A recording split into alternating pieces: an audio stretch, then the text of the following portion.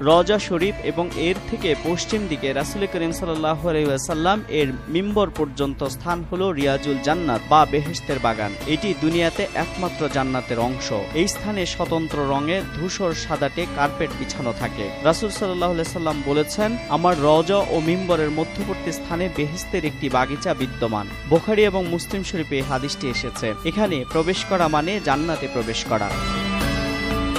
রাসূল সাল্লাল্লাহু আলাইহি ওয়াসাল্লাম বলেন, কেউ মদিনায় মৃত্যুবরণ করতে পারলে যেন তা অবশ্যই করে। যে ব্যক্তি মদিনায় মৃত্যুবরণ করবে আমি তার জন্য শাফাত করব। তিরমিজি ও মুসনাদে আহমদ গ্রন্থে এই হাদিসটি এসেছে। খলিফা হযরত ওমর রাদিয়াল্লাহু তাআলা আনহু দোয়া করতেন, হে আল্লাহ, আমাকে আপনার পথে শহীদ হওয়ার সৌভাগ্য দান করুন এবং আপনার রাসূল সাল্লাল্লাহু আলাইহি ওয়াসাল্লামের শহরে আমাকে মৃত্যু দিন। ইবনে কাসিরের হাদিস। ইলমুল ফিকহের মধ্যে এসেছে, আমার উম্মতের মধ্যে যে ব্যক্তি সামর্থ্য থাকা সত্ত্বেও আমার কবর জিয়ারত করল না তার কোনো ওজরই গ্রহণযোগ্য নয়।